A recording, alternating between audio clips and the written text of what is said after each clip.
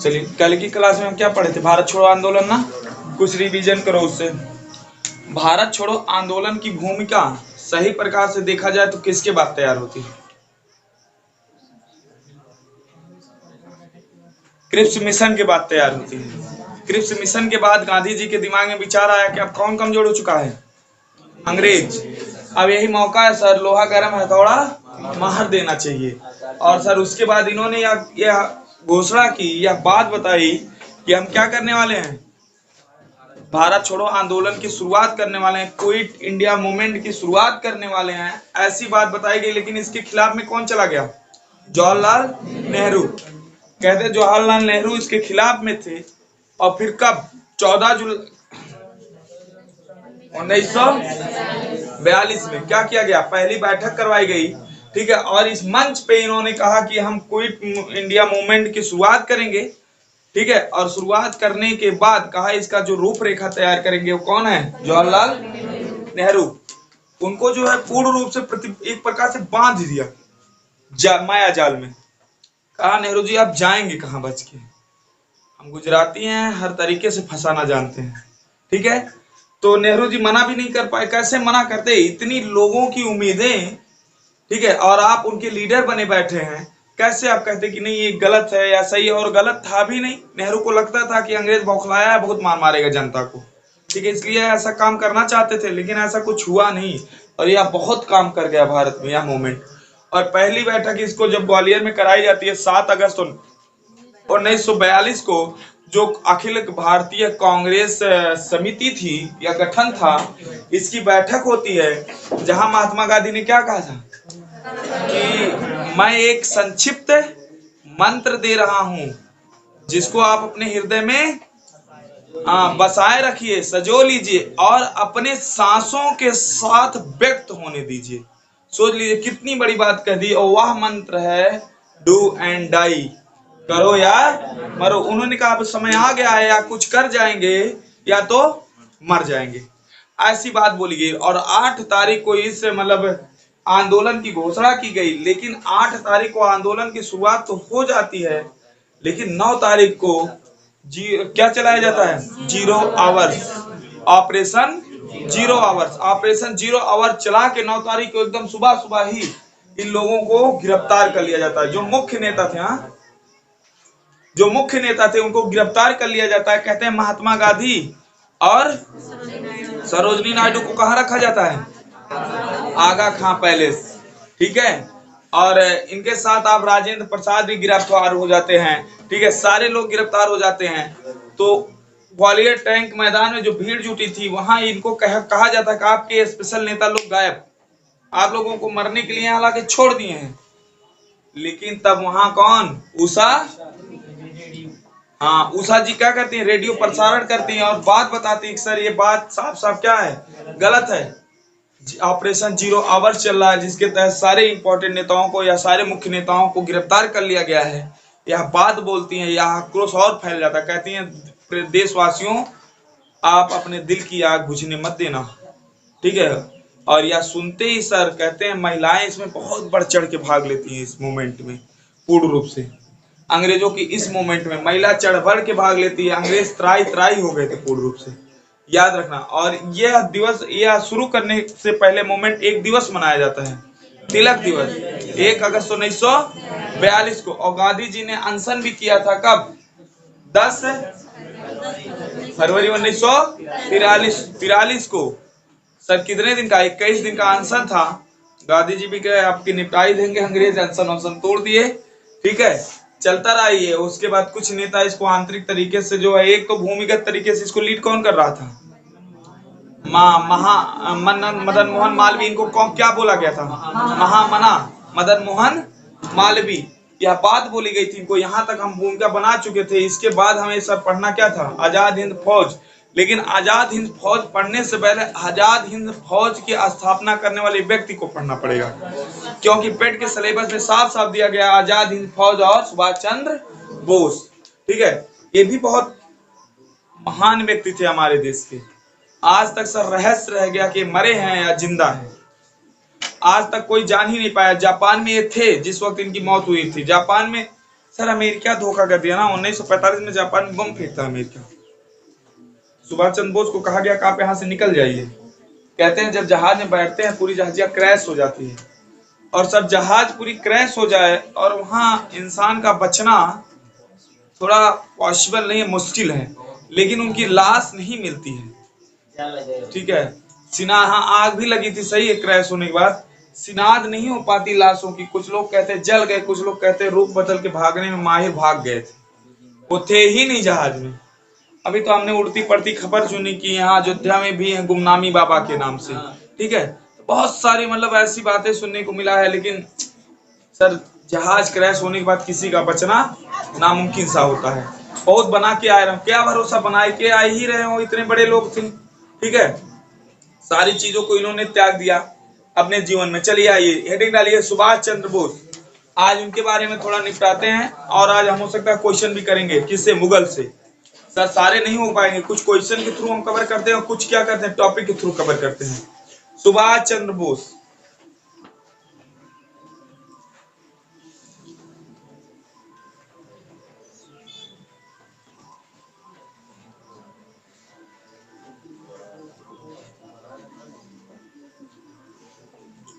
दिमाग में बैठाना सर, सुभाष चंद्र, सुभाष नहीं सुभाष है।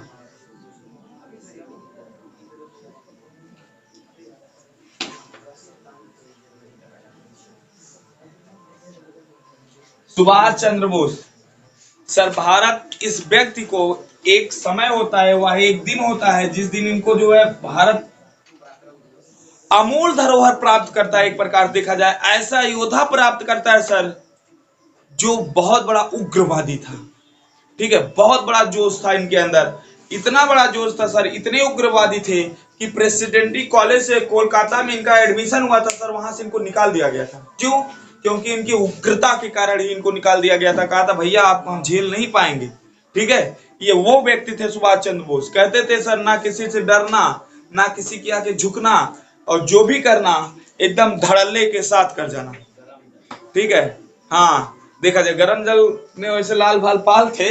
ठीक है, हाँ तो इन्होंने धड़ल्ले के साथ कर देना। यहाँ तक कि सर आपने देखा 1947 में त्रिपुरी अधिवेशन जो हुआ था, त्रिपुरी अधिवेशन में जब इनको कहा गया, गांधी जी इनके खिलाफ थे, वहां से भी इस्तीफा देते, और इस्तीफा देने के बाद फॉरवर्ड ब्लॉक की क्या कर देते, स्थापना कर देते उठा के। ठीक है, तो ये बहुत ही उग्रवादी व्यक्ति थे एक प्रकार से देखा जाए, और भारत को आजाद करवाने में सर बहुत बड़ा हाथ था इनका। 1942 मूवमेंट जब चल रहा था तो इसमें हम शामिल थोड़ी ना थे 1942 मूवमेंट में।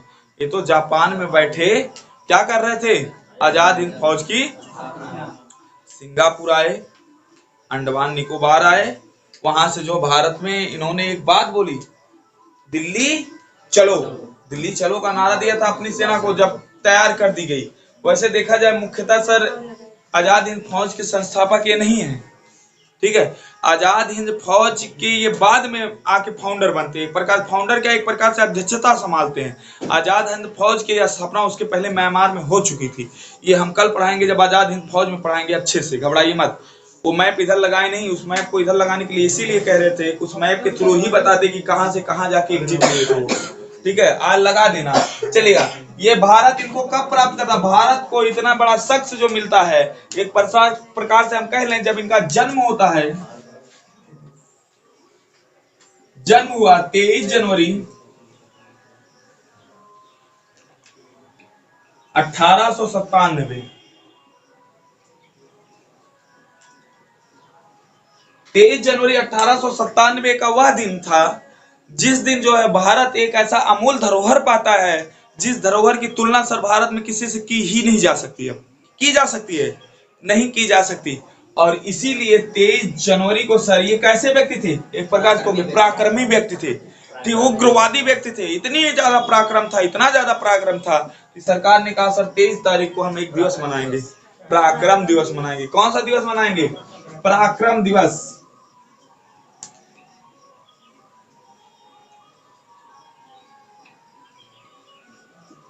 पराक्रम दिवस मनाया जाएगा, ऐसा बोला किसने? भारत सरकार ने। और आप जानते हैं इसी पराक्रम दिवस को एक अवार्ड दिया जाता है, जिस अवार्ड का नाम है आपदा प्रबंधन अवार्ड। कौन सा अवार्ड? सुभाष चंद्र बोस आपदा प्रबंधन अवार्ड। एक अवार्ड दिया गया सुभाष चंद्र बोस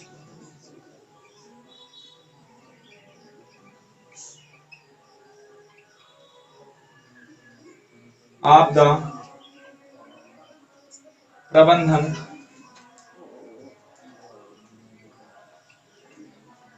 अवार्ड। कहोगे सर ये अवार्ड दो लोगों को प्राप्त किया गया है, किसको किसको? विनोद शर्मा,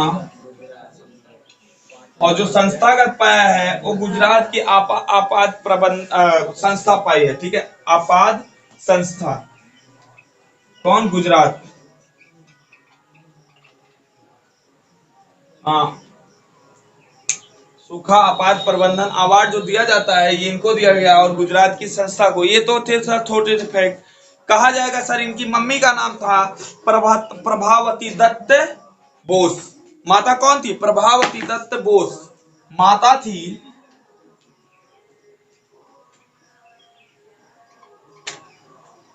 प्रभावती, जैसे कहते हैं यशोदा, किसके पुत्र थे श्री कृष्ण?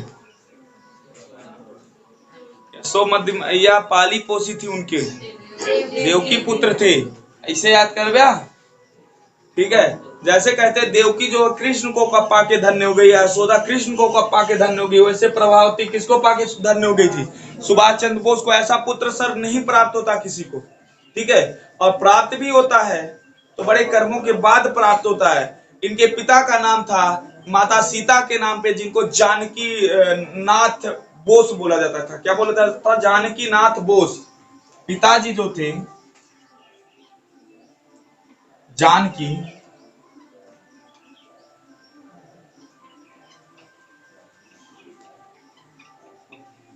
सर, इनका जन्म जो हुआ था आप जानते हैं कटक के ओडिशा के कटक नामक शहर में हुआ था। कहां हुआ था? कटक में। और कटक उस समय किसकी प्रेसिडेंटी थी आपसे पूछ लिया जाए तो आप कहोगे कटक उस समय कौन सी प्रेसिडेंटी थी या कौन सा प्रांत था? आप कहोगे ओडिशा प्रेसिडेंटी या ओडिशा प्रांत था। और वर्तमान टाइम में भी ओडिशा में है, ओडिशा प्रांत। याद कर लो। इनका जन्म 23 जनवरी 1997 में हुआ, जिस दिन पराक्रम दिवस मनाया जाता है। सुभाष चंद्र बोस सूखा आपदा प्रबंधन या आपदा प्रबंधन अवार्ड जो दिया जाता है ये विनोद शर्मा और गुजरात को दिया गया। इनका जन्म कटक नामक शहर जो उड़ीसा प्रांत में उस समय पड़ता था वहां हुआ था। इनके पिता का नाम सर जानकी नाथ बोस था। इनकी माता थी प्रभावती दत्त। इनकी माता का क्या नाम था? प्रभावती दत्त। दिमाग में बैठाओ, इनकी माता का नाम था प्रभावती दत्त।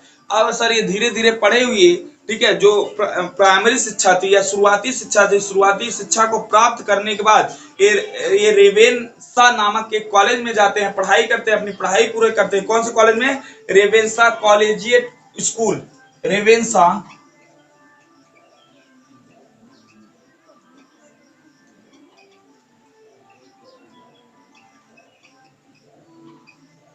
स्कूल। इस स्कूल को पास करने के बाद ये अपना जो है अगला एडमिशन लेते हैं प्रेसिडेंसी कॉलेज कोलकाता। लेकिन प्रेसिडेंसी कॉलेज कोलकाता में इनकी उग्र स्वभाव के कारण इनको क्या कर दिया जाता है? निकाल दिया जाता है। तो कहां लेते हैं? प्रेसिडेंसी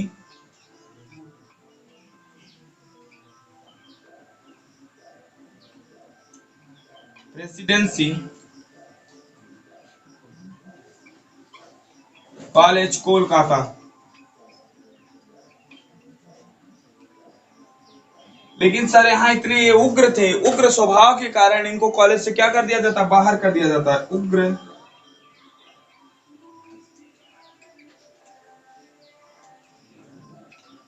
कॉलेज से निकाल दिया जाता है। तब इनके अंदर एक इच्छा जगी जो आजकल के नॉर्मल हर बच्चों के अंदर होती है सर कि हम क्या बने? इंजीनियर बन जाए। ठीक है, नॉर्मल सी पढ़ाई, नॉर्मल सी पढ़ाई तो नहीं है मतलब, लेकिन इंजीनियर बनने की इच्छा होती है, चाहे कुछ मिले चाहे दिन। बड़े इंजीनियर पढ़े हैं भारत में, इसलिए तो मेंस भी बन रहे। क्या किए? इंजीनियर क्यों? किसी काम के नहीं। ठीक है, तो कहता है सर इन्होंने अपनी इंजीनियरिंग की पढ़ाई कैम्ब्रियन विश्वविद्यालय से की थी। कहा? कैम्ब्रियन विश्वविद्यालय से किसकी पढ़ाई की थी? इंजीनियरिंग। तो इंजीनियरिंग की पढ़ाई जो की वो कैम्ब्रियन विश्वविद्यालय कैम्ब्रियन को कैम्ब्रिज विश्वविद्यालय भी बोलते हैं, कैम्ब्रिज विश्व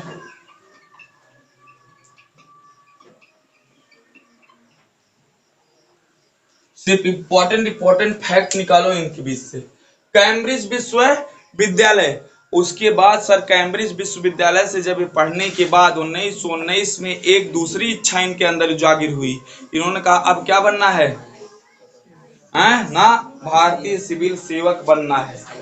क्या बनना है, ICS। तो 1919 में इन्होंने ICS की तैयारी करना शुरू किया।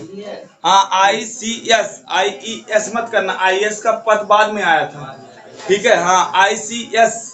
तो क्या बनना था इनको बाद में सर उन्होंने, अब एक सन इंपॉर्टेंट से, ये तो थोड़ी बेसिक जानकारी, एक सन इनसे जो इंपॉर्टेंट है उस सन को दिमाग में बैठाइए। मृत्यु बाद में करेंगे, पहले में ना मार वोट डाला किसी को। हाँ सर मरे तो है नहीं, आजाद थे, आजाद हैं, आजाद रहेंगे। हाँ नहीं अब कैसे दे, अरे भैया 1897 जन्मे, पूरा 1900 बीता, 2022 बीता, 125 साल, मजाक लागत हो तो है जिया था तू। आज तक अपनी जिंदगी हम 200-300 ना सुनी, 125 120 100 हाँ 21 तक हद है। अच्छा महान तो तुम भी हो, जी के दिखाओ। इतनी बातें क्लियर होगी। अब डेट डालिए सन 1919 में।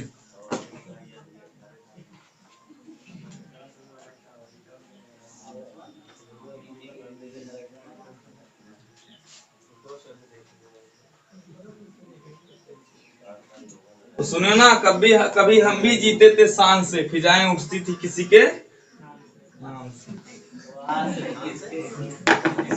तुम लोगों से ज्यादा इंपॉर्टेंट कौन है, कोई नहीं है मेरी लाइफ में। Do you understand? हाँ याद रखना ये बात, हमेशा गांठ बांध लेना। नहीं शादी कर कहाँ रहे हैं, इसीलिए तो अकेले हैं। बहुत मारो अगर उल्टा सीधा बोलोगे तो, ठीक है। शादी करने के बाद इंसान प्रतिबंधित हो जाता है। अब प्रतिबंध से आजादी है सर, जब तक उड़ पा रहे उड़ लो। जिस दिन पर कटी ना, उस दिन सिर्फ दिमाग में एक ही चीज नजर आएगा, पैसा कहाँ से कमाना है। कैंची तो समय आने दो, अगर भगवान ने चाहा कहीं मुलाकात होगी तो पूछा जाएगा। आ जाइए 1919 पे। पंडित जी के मंत्र से कट जाता है। हमारे गांव में शादी हो रही थी, एक लड़का बैठा था, पंडित जी सारे कसम खिलवा रहे थे कि बिना पूछे आप कुछ नहीं करेंगे, बिना ये किए कुछ नहीं करेंगे। तो अब भैया पंडित सारी चीज नोट करके रखा। पंडित जी को बुलाया बाद में, कहा पंडित वही बतावा आपको लड़कियों का समूह खिलवाया है, कुछ लड़कियों में बेचारा खाई। पंडित कहा था कन्या एक है, कहा तो का पूरे 1000 हैं। वही बात है, पंडित मुंह पवित्र। चलो आ जाइए, आ जाओ इधर। सन 1919 आता है सर, कहते हैं सन 1919 में इनको अंदर एक इच्छा जागृत हुई। इन्होंने कहा ICS। ICS का मतलब है Indian civil service. Indian civil service, आप ऐसे कह सकते हो भारतीय सिविल सेवा।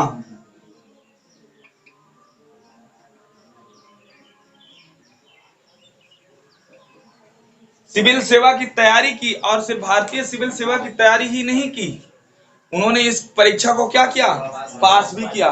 और यही परीक्षा का इंटरव्यू देने गए थे सर। इनसे जब क्वेश्चन पूछा गया कि आप इस अंगूठी से निकाल के अपने आप को दिखा दीजिए, इन्होंने कहा था अंगूठी से निकल के दिखाने में कौन सी बड़ी बात है। 1 मिनट रुक जाइए। पेज उठाया, नाम लिखा, पेज को फाड़ा, उसके बाद धीरे से अंगूठी के एक बगल से डाला, दूसरे बगल से अपने नाम को निकाल दिया। कहा सुभाष चंद्र बोस यहां से क्या हो गए हैं, निकल गए। सर इंटरव्यू लेने वाले उनको देखते रह गए। उसके बाद एक स्टेटमेंट दिया, कहा ऐसी नौकरी को हम लात मारते हैं, ठीक है। अंग्रेजों के छत्र छाया में सुभाष चंद्र बोस काम नहीं कर पाएंगे। और सर क्या कर दिया, नौकरी को सीधा सीधा ठुकरा दिया।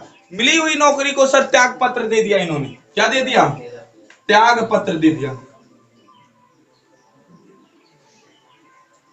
क्योंकि 1919 में आप जान रहे हैं जलियांवाला बाग हत्याकांड भी हुआ था उसी टाइम, ठीक है। और जलियांवाला बाग हत्याकांड ये सब देख रहे थे, तो सब कोई भी हो सर अपने देश में जब उपद्रव कोई मचाएगा तो कोई उसका नौकर बन के रहना चाहेगा?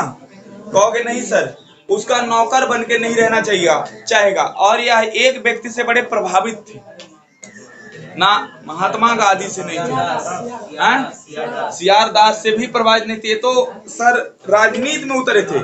स्वामी विवेकानंद से बहुत बड़े प्रभावित थे, कहते आध्यात्मिक गुरु माना करते थे अपना, किसको? स्वामी विवेकानंद को। तो ये प्रभावित किससे थे?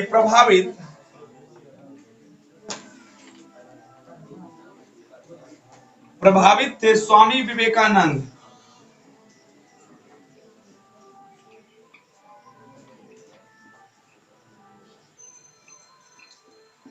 और सर स्वामी विवेकानंद के किस बात से प्रभावित थे? उनके ज्ञान से, उनके नॉलेज से, ठीक है, इससे बहुत ज्यादा प्रभावित हुए।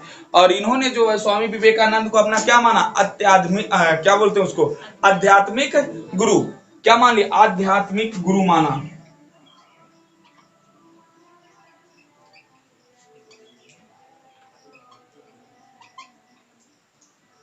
कहा सर इनके जितना बड़ा ज्ञानवान कोई नहीं है, ठीक है। ये बहुत सच्चाई यही भी है कि Swami Vivekananda sir top class के व्यक्ति थे। आपको पता ही है, हमने बताया भी था कि एक बार बारात गुजर रही थी, किसी ने पूछा कि सर यहाँ से बारात जाते हुए क्या आपने देखा? उन्होंने कहा बारात यहाँ से तो हम पक्षी उड़ते हुए ना देखे हैं, ठीक है, बारात में एक व्यक्ति जाते हुए नहीं देखे। आप पूरी बारात की बात कर रहे हैं, वो भी ढोल बाजे के साथ गुजर गई बारात, सर हमें कुछ दिखाई नहीं दिया। वह व्यक्ति उनको देखता रह गया कि सर ये डेडिकेशन है पढ़ाई का, कि अपने पढ़ाई में इतने लीन थे रोड के किनारे कि वहां से बैंड बाजा के साथ निकली बारात को इन्होंने नहीं देख पाया। सर आप लोग होते ना, वो पकड़ रखते, कहते थोड़ी देर वो डीजे पे नागिन वाला डांस बजाओ तो, ठीक है, हाँ थोड़ी देर नागिन डांस, चाहे जाओ। नागिन डांस से सिर्फ उत्तर प्रदेश में होता है, ये जान लेना, और कहीं होता नहीं। उत्तर प्रदेश, बिहार, यही दो राज्य है जो नागिन डांस में फेमस है। और नागिन डांस सर राकेश पांडे जी जब चढ़ेंगे तभी होगा, उसके पहले नागिन डांस निकलता भी नहीं है किसी का, ठीक है। हाँ बात समझना, अब उतना समझदार हो, समझ जाओगे राकेश पांडे का क्या मतलब। स्वामी विवेकानंद आध्यात्मिक गुरु मानते हैं स्वामी विवेकानंद को। कौन? सुभाष चंद्र बोस। उसके बाद सर एक टाइम आती है 1921,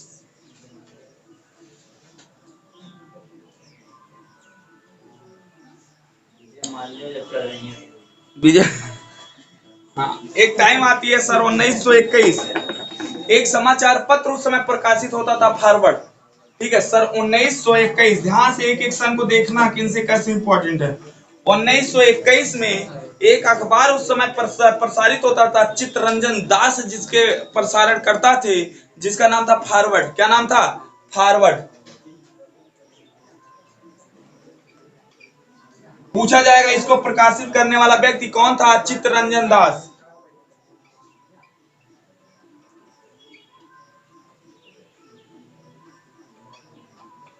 इस अखबार का 1921 में सर पूरी तरह से देखा जाए तो कार्यभार संभालते हैं कौन? सुभाष चंद्र बोस। इनके जिम्मेदारी पे आता है यह अखबार। कौन सा? फॉरवर्ड अखबार। सुभाष चंद्र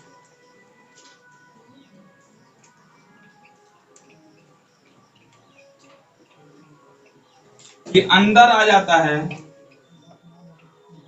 ठीक है। यानी कि पूरी तरह से फॉरवर्ड जो समाचार पत्र था, फॉरवर्ड समाचार पत्र का क्या कर लिया जाता है? इन्हें दे दिया जाता है, भैया आप इसको क्या करिए, अब संभालिए, आगे बढ़ाइए। उसके बाद धीरे धीरे ये समय बीतता रहा, 2 सालों तक यह काम हुआ और छोटे छोटे कांड भी होते रहे। सन आता 1930, अखिल भारतीय युवा कांग्रेस जो था उसके ये क्या बना दिए जाते हैं? अध्यक्ष बना दिए जाते हैं 1923। देखिए अब राजनीति में धीरे धीरे क्या कर रहे हैं? कदम रख रहे हैं। नौकरी छोड़ी, फॉरवर्ड वाला जो फॉरवर्ड समाचार पत्र था चित्तरंजन दास का, उसको सर ये जिम्मेदारी ली। 1923 में कहा जाता अखिल भारतीय युवा कांग्रेस जो था इसके अध्यक्ष बना दिए जाते। किसके अध्यक्ष? अखिल भारतीय युवा कांग्रेस के अध्यक्ष। अखिल भारतीय अखिल भारतीय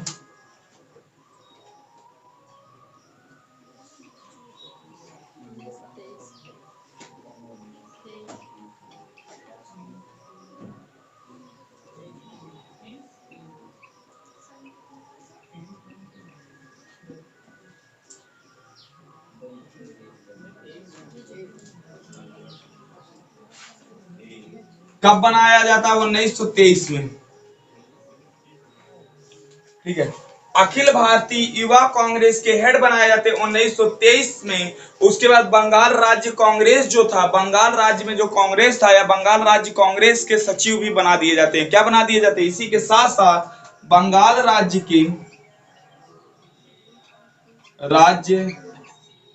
कांग्रेस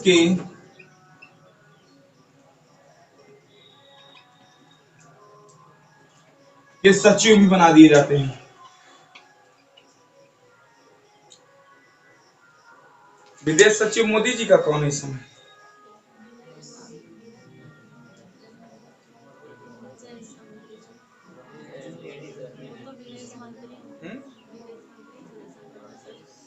जयशंकर को बता रही, देखो ये विदेश मंत्री हैं, विनय जी हैं। ठीक है, दिमाग बैठा लीजिए। बंगाल राज्य के कांग्रेस के क्या बनाए गए? सचिव बनाए गए। कब? 1923 में। और अखिल भारतीय युवा कांग्रेस के अध्यक्ष बनाए गए 1923 में। दिमाग में बैठा लेना, 1923 में। अब सर ये राजनीति में आ गए हैं, अब ये सर दंगा फसाद में आ गए हैं। एक प्रकार देखा जाए तो क्या किया गया? कहा गया पहले इनको जेल में डालो। 1925 में अंग्रेज ने इन्हें मांडले जेल भेज दिया। कहां भेज दिया? 1925 में मांडले जेल। सन 1925 को ये कहा जाते हैं? मांडले जेल।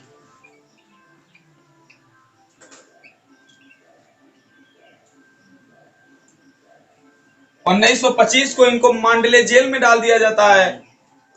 उसके बाद एक कुछ दिन जेल में रहते हैं और कहते हैं इनको जेल में एक बीमारी हो जाती है, टीबी, तपेदिक हो जाता है इनको।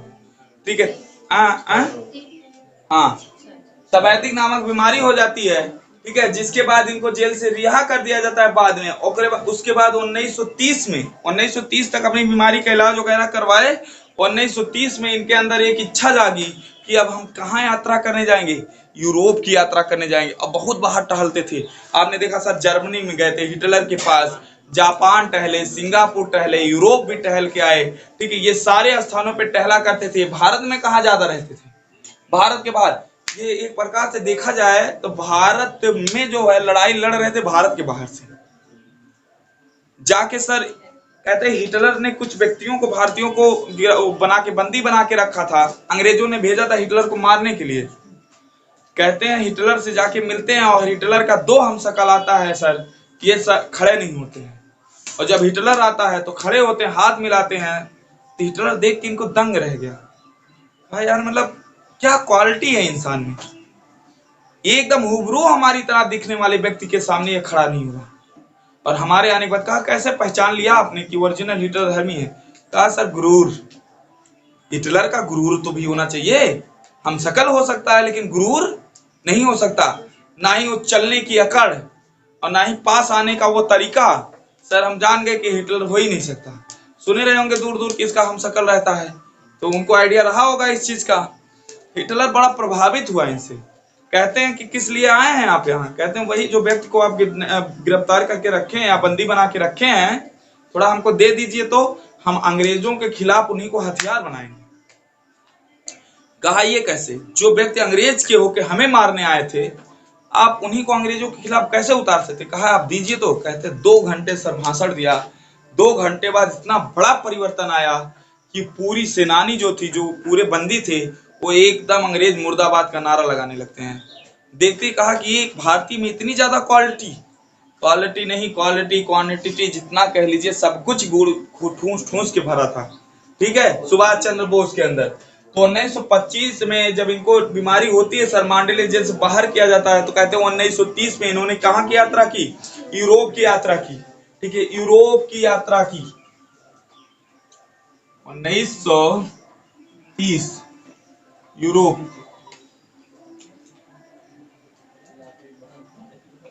हाँ, और यूरोप की यात्रा पे ही एक बुक सर लिखा जिसको कहते हैं इंडिया स्ट्रगल। कौन सी बुक लिखते हैं ये? इंडिया स्ट्रगल बुक लिखते हैं सर। और इंडिया स्ट्रगल का पहला भाग लिखते हैं सुभाष चंद्र बोस। इंडिया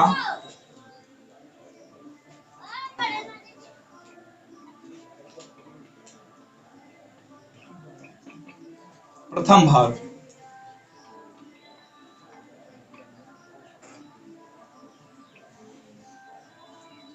कहोगे इंडिया स्ट्रगल में सर क्या था?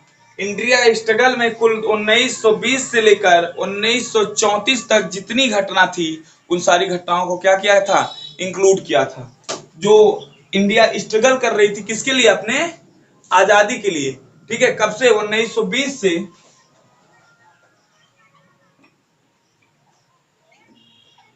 1934 तक की घटनाएं इसमें थी। सारी बातें बताया। इंडिया स्ट्रगल नाम से नहीं पता चल रहा है? इंडिया स्ट्रगल कर रहा है। कहते नहीं है आप लोगों की लाइफ में भी एक साथ बोला जाता है सर अभी हम क्या कर रहे हैं? जॉब के लिए स्ट्रगल कर रहे हैं, कोशिश कर रहे हैं, भड़क रहे हैं, मतलब भड़क रहे हैं इधर उधर। उसी तरह से इंडिया भी स्ट्रगल कर रही थी अपनी आजादी के लिए। ये सब इस बुक में सारी कहानी लिखते हैं प्रथम भाग में। कौन? सुभाष चंद्र बोस। कब? यूरोप जब जाते हैं, यूरोप यात्रा पे। दिमाग बैठा हो, कब? यूरोप यात्रा पे जब यूरोप जाते हैं सारी बातें लिखी जाती हैं। अब सर उसके बाद धीरे धीरे दंगा फसाद होता रहा, मामला चलता रहा है। आप देखें इसी बीच सर 1935 आया जब कांग्रेस ने किसकी मांग की? संविधान की मांग की। 1934 में सर आप जानते हैं यंग हिल्टन कमीशन आया जिसके तहत 1935 में किसकी स्थापना हुई? आरबीआई की स्थापना हुई। ये सारे काम होते रह गए, होते रहे। सन आ गया 1939, 1938। उसके पहले 1938 आते ही सर कहते हैं एक अधिवेशन होता है कांग्रेस का, हरिपुरा अधिवेशन। जिस अधिवेशन में क्या करते हैं? अध्यक्षता करते हैं किसकी? कांग्रेस की। याद रखना। तो उसके बाद टाइम आया सर 1938। उसके बाद कौन सा टाइम आया? 1938। 1938 में इन्होंने क्या किया? कांग्रेस की, भारतीय कांग्रेस की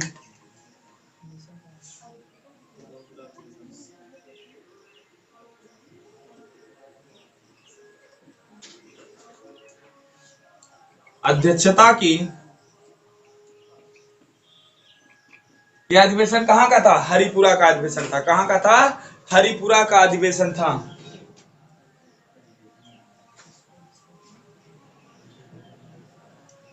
लेकिन सर इनके विचार और गांधी जी के विचार में थोड़ा सा अंतर था। अंतर ये था कि ये उग्रवादी नेता थे और गांधी जी अभी उग्रवादी नहीं हुए हैं, अभी उग्रवादी नहीं हुए हैं। और जब गांधी जी उग्रवादी होते हैं सर तो रेडियो पे एक प्रसारण आता है, रेडियो पे वो बोलते हैं। कौन? गांधी जी नहीं, सुभाष चंद्र बोस। गांधी जी महात्मा बोलते हैं, महात्मा या राष्ट्रपिता की उपाधि मुझे देते। कहते हैं राष्ट्रपिता हम आपके विचारों के खिलाफ नहीं हैं, हम चाहते हैं भारत आजाद हो और हमें आपके आशीर्वाद की आवश्यकता है और आपके साथ साथ पूरे भारतीयों के आशीर्वाद की आवश्यकता है। हम अपनी सेना लेकर भारत की तरफ कूच कर रहे हैं। ठीक है, इतनी बात बोलते हैं तो सर और रौनक आ गई होगी। चलिए अभी तो भारतीय स्ट्रगल कर रहे थे, युद्ध कर रहे थे, अब बाहर से भी सेना आ रही है। ठीक है, ये गांधी जी एक पक्ष लेके लड़ते थे, ये दूसरा पक्ष लेके लड़ते थे। यानी कि भारत को आजाद करवाने में सिर्फ सर भारत छोड़ो आंदोलन नहीं, भारत छोड़ो आंदोलन के पीछे जो कहानी थी, दिल्ली चलो का नारा लग रहा था। ठीक है, ये नारा भी बहुत बढ़िया काम करता है। और कहते हैं चर्चिल का दिमाग खराब हो जाता है। और उसके साथ साथ 45 का चुनाव सर, 45 का चुनाव भी उतना ही डेंजरस था। और 45 के चुनाव में ऐसा प्रचार प्रसार हुआ किसका? इटली का। ठीक है, इटली का ऐसा प्रचार प्रसार हुआ कि चर्चिल का वहां से नामो निशान खत्म हो गया। इटली आता है और वादा करके आया था हम भारत को आजाद करेंगे और आजाद करते भी है। माउंटबेटन योजना उसी की देन थी। ठीक है, और कैबिनेट मिशन उसी की देन थी। हाँ, बंटवारा भी उसी की देन थी। वैसे बंटवारा माउंटबेटन साहब ने किया था आके। कहते माउंटबेटन साहब ऐसा बंटवारा किए कि भारत में सब किस चीज वो लोग तौल तौल के ले लिया करते थे। ठीक है। कि सर हमें ये चाहिए। कहते राष्ट्रपति बग्गी जो थी अंतिम में यही फंस जाती है, जिन्ना अटक गया था इस पे कि हमें चाहिए ये। हाँ, एक राष्ट्रपति के पास बग्गी है, देखना उस पे घोड़े वगैरह लगे होते हैं। हाँ, बग्गी इस पे अटक गए थे, कहते कि हम इसको लेंगे और हमें चाहिए, हमारा भी हक है, आधा आधा करिए। माउंटबेटन ने कहा यार बुलाओ टास्क पर आओ, आज मैच हो जाए। और कहते हैं कि जाको राखे साईं या मार सके ना को, जेकरे साथे भगवान। सर हम सही थे, वो भी सही थे अपने स्थान पे, सब सही थे। टास्क पड़ता और टास्क भारत जीत जाता है, जिसकी वजह से वो बग्गी कहाँ रह गई, भारत में रह गई। बताने को तो बताया जाता है उस समय जो जवाहरलाल नेहरू के पास एक जहाज हुआ करती थी, जहाज का भी बंटवारा करने, प्राइवेट जेट, तो उसका लेकिन तैयार नहीं होते हैं। कौन, माउंटबेटन। कहते हैं जिन्ना तुम अपने औकात में रहो, पैदल चलने की औकात तो है नहीं, जहाजी चलोगे ये नेहरू के नेहरू लिए रहेंगे, उसी का बंटवारा नहीं होता। बाकी एक एक चीजों का बंटवारा, भारत ने कहा था कुछ पैसा बाद में दिया जाएगा, 50 लाख रुपया शायद दे के उनको बांटा गया था, ठीक है। अब दिए क्या दिए नहीं, वही दिए होंगे, अब नहीं दिया भी नहीं गया अच्छे तरीके से। सब पैसा कहाँ, जब जो चीज कह दिया गया बंटवारे में बाद में दिया जाएगा ना, वो बाद में रह जाता है।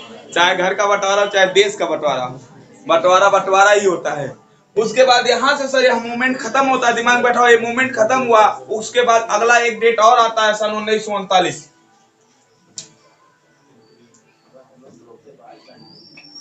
हाँ, धोखे बाद थे। 1939 में आता है, अब सर त्रिपुरी अधिवेशन आ जाता है। कौन सा, त्रिपुरी अधिवेशन।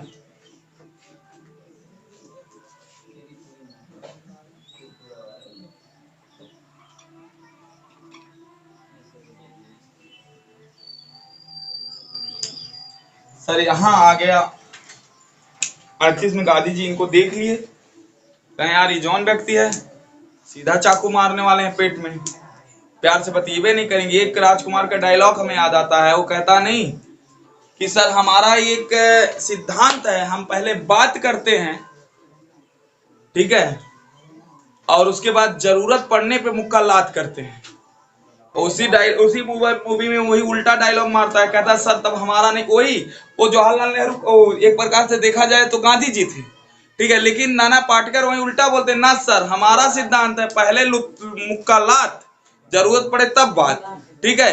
ये था सिद्धांत सुभाष चंद्र बोस जी का, ठीक है। इसलिए पटती नहीं थी। गांधी जी यहाँ इनके खिलाफ खड़े हो गए, कहे ना आपकी सुभाष चंद्र बोस ना ही बनेंगे। बुढ़ऊ पूरा एकदम जिद पे अड़ गए, तो कहा सर खिलाफ में कौन खड़ा होगा, इनके लड़ेगा कौन। कहा सर इनके खिलाफ में लड़ने वाले व्यक्ति होंगे पटाभी सीतारमैया। तो पटाभी सीतारमैया जी लड़े।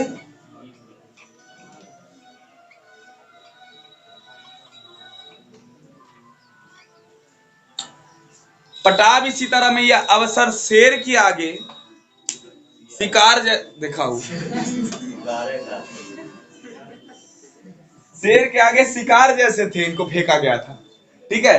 ये लड़ते जरूर हैं, लेकिन सर इलेक्शन क्या करते हैं, हार जाते हैं। और फिर से अध्यक्षता कौन करता है,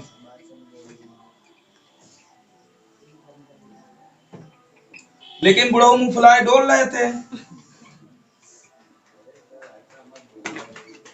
नहीं, उस समय महात्मा जी बूढ़े हो गए तो कह सकते हैं, ठीक है, हमारे राष्ट्रपिता, हम पिता किसको कहते हैं, जब हो गए उम्र दराज हो गए तो पिता बन गए, पिता बन गए, आप पिता बन गए तो आप हो गए बूढ़े।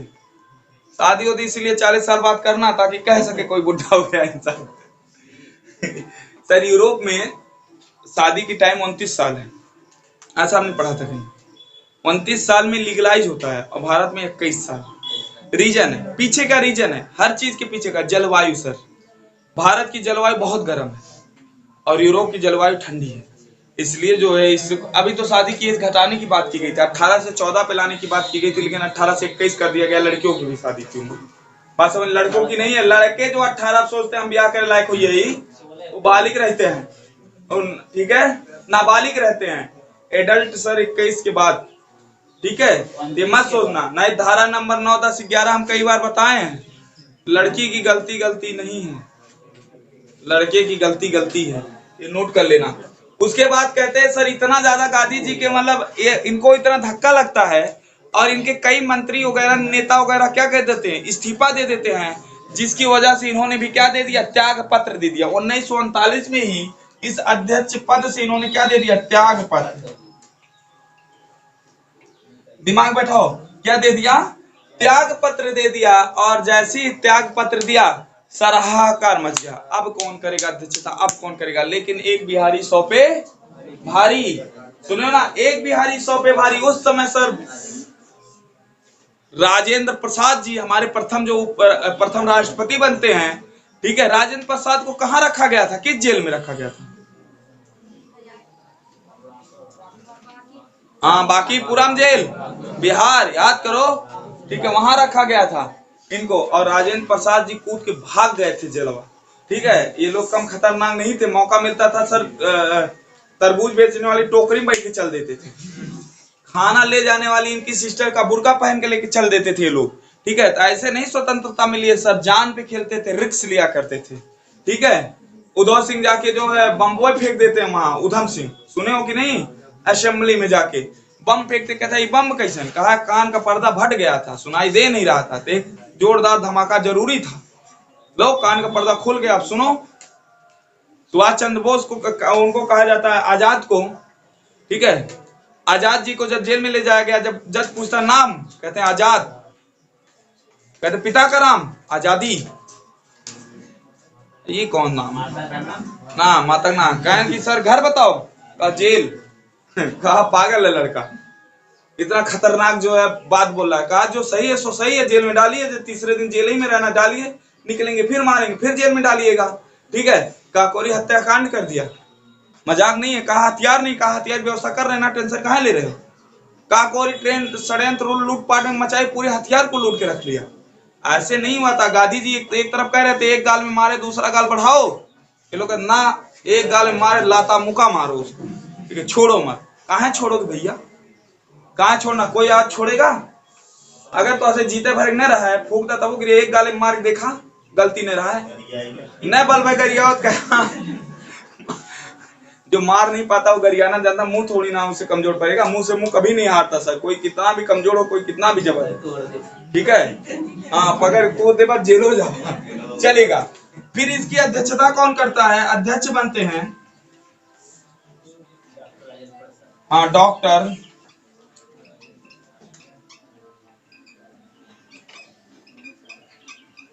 सर, बहुत पढ़े लिखे व्यक्ति थे, डॉक्टर राजेंद्र प्रसाद। पहला भारत का राष्ट्रपति बन जाना सर, संविधान सभा का अस्थायी अध्यक्ष बन जाना इतनी छोटी बात नहीं थी, अपने आप में औकात रखते थे। इसीलिए कहा सर अटेंडम में इसको कौन संभाल सकता, अटेंडम में सिर्फ एक व्यक्ति संभाल सकता, वो राजेंद्र प्रसाद जी थे। राष्ट्रीय प्रसाद को कहा गया अक्सर एक बिहारी 100 पे भारी आ जाए, ठीक है। यहाँ इन्होंने क्या की, अध्यक्षता की, इस चीज को संभाला। और यहाँ से सुभाष चंद्र बोस निकलते हैं, कहते हैं कांग्रेस को मतलब एक छोटी सी टुकड़ी लेकर एक स्थापना करते हैं। जिस अखबार का प्रसारण कभी किया करते थे, उसी अखबार के नाम से फॉरवर्ड ब्लॉक की स्थापना कर देते हैं। किसकी स्थापना करते हैं, 1939 में इस्तीफा देने के बाद फॉरवर्ड ब्लॉक की स्थापना, उसके बाद होती है फॉरवर्ड ब्लॉक की स्थापना, फॉरवर्ड ब्लॉक।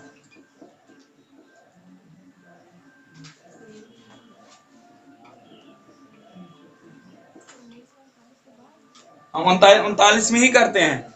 उसी वक्त जब इन्होंने इस्तीफा दिया, यहाँ से तुरंत किसकी स्थापना की, फॉरवर्ड ब्लॉक की स्थापना की। उसके बाद आप जानते हैं सर, ये चले जाते हैं धीरे से कहाँ, जर्मनी, जापान, सिंगापुर, ठीक है। और उस समय जापान के अधीन हुआ करता था हमारा अंडमान निकोबार, जापान खुश होकर अंडमान निकोबार इनको दिया था, ठीक है। रॉस द्वीप का नाम बहुत